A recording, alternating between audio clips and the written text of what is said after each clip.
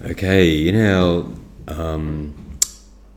this screencast, we're now going to talk about the idea of a stopping voltage and how it's so convenient, a way to measure the energy of our photoelectrons. So let's imagine then that we've got some blue. No, we won't use that blue. We'll use that blue. Some blue light coming in and striking our plate. Okay.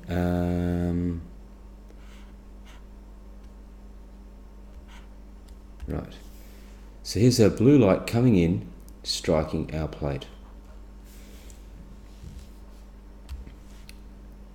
And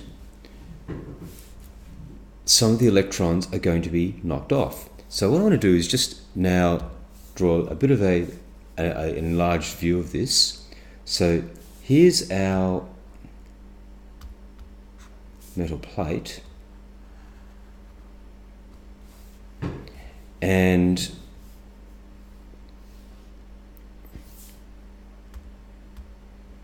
oops, no, I'll use that colour. So we've got a couple of electrons that have been ejected.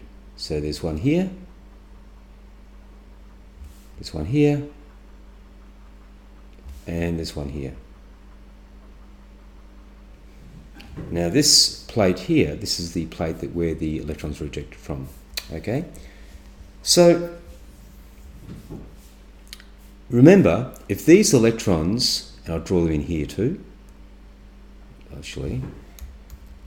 So there's one there, there's one there, and there's one here.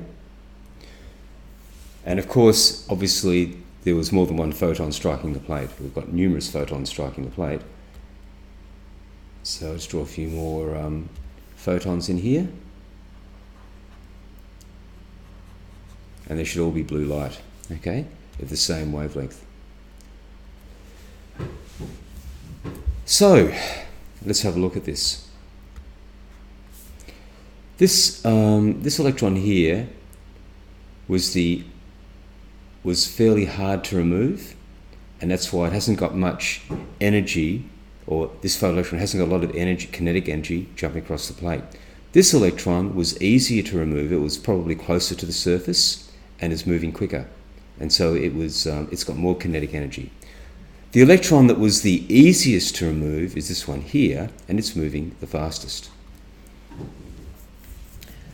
So, assuming there's no voltage set up in this arrangement, then all three electrons, if they've been ejected from the plate, they're all going to make it to this other plate, and they will then run around the circuit and measure a current. So we'll get a current reading. So we will measure a current.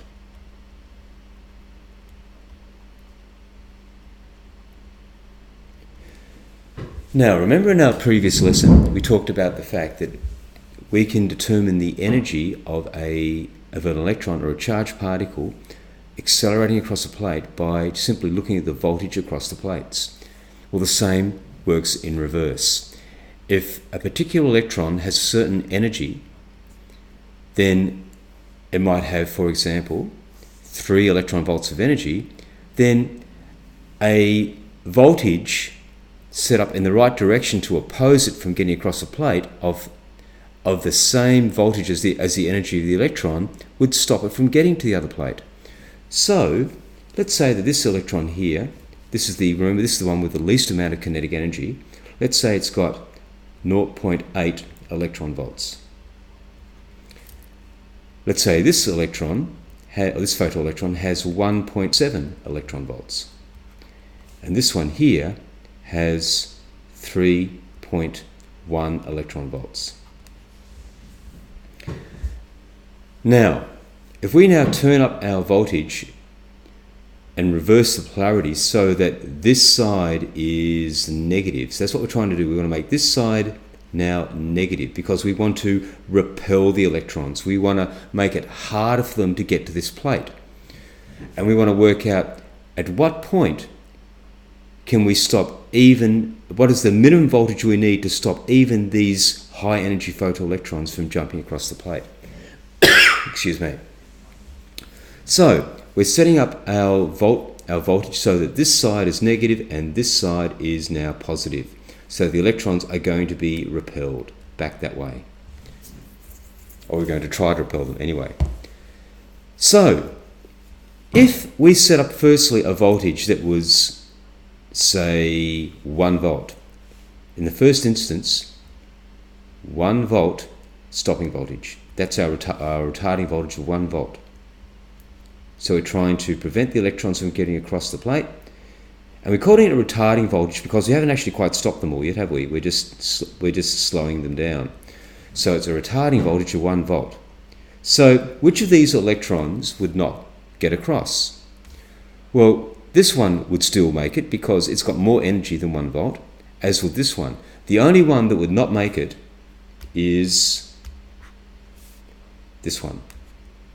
So that would not make it, but these other two would. So what effect would that have on the current? Well, if we had no voltage at all 3 electrons would jump across the plate, and therefore all 3 would pass through the ammeter, and so that would measure a fairly, or I suppose a largish current. If we stop one of the electrons getting across, then that's going to mean less current in the circuit because one of the electrons didn't make it. And so we would expect a drop in the current. But there's still some current. If we now increase our retarding voltage to 2 volts, what's going to happen?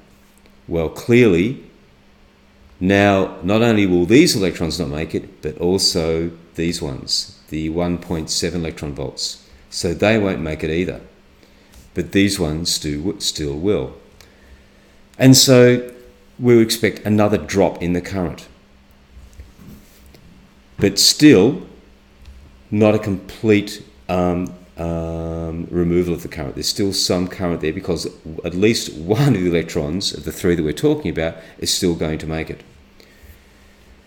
So if I now, in my final step, increase the voltage to exactly 3.1 volts, then that would stop this one, and it would just be enough voltage to stop this one. And so, assuming that this was the maximum kinetic energy photoelectron, that's the one with the maximum kinetic energy,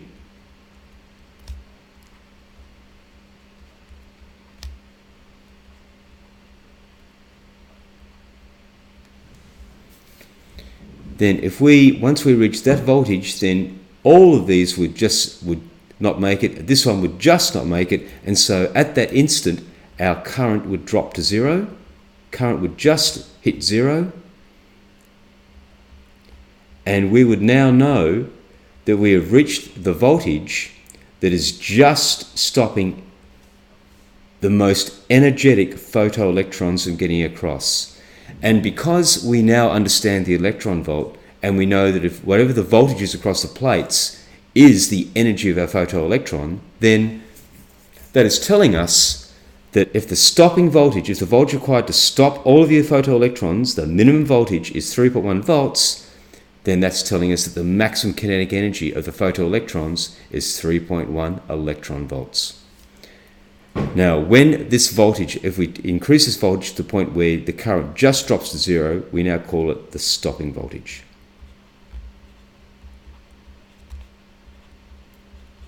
Because it's actually stopped them and it has stopped the current from flowing in the circuit. So just to recap then, it's the stopping voltage that tells us the kinetic energy of the maximum kinetic energy photoelectrons that are ejected. And just remember also that the stopping voltage is the point where the current drops to 0. If we have a voltage that's slowing it down but not stopping it, it's more accurately referred to as a retarding voltage. So we've got a retarding voltage that's reducing the current, but when we hit that minimum voltage that just stops all of them, then we call it the stopping voltage. And remember that the stopping voltage the stopping voltage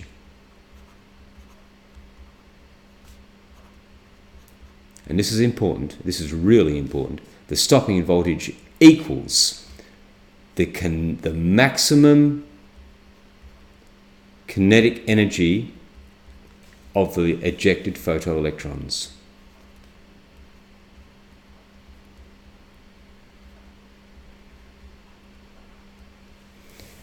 And so when we're referring to the Einstein photoelectric effect formula,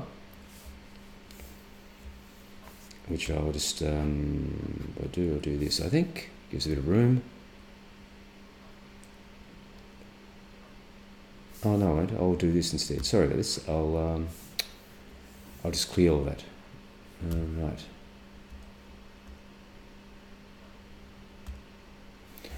So when we're dealing with our Einstein photoelectric effect equation, the kinetic energy of our photoelectron, which has been ejected, equals the energy of the incoming photon minus the work function. We now know that if we've got the stopping voltage, Vs, the stopping voltage, or V0 sometimes referred to as, then that is telling us the kinetic energy of those photoelectrons with the maximum kinetic energy.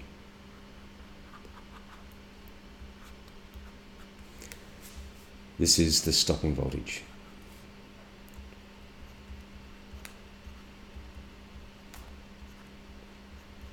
And so, and remember, of course, our stopping voltage is telling us our kinetic energy in electron volts, not joules. So if we're working in electron volts, then we have to use the electron volt version of Planck's constant, and our work function also has to be in electron volts. So that's pretty much the photoelectric effect. And if you've gone through all of these videos in sequence, I hope that it's going to clarify some of the issues you may have had with the photoelectric effect. So please feel free to go over them again. Go back to your textbook and read the information in the chapters on the photoelectric effect, and hopefully it'll give you now more insight. So thank you very much, and I hope this has helped. Okay, bye.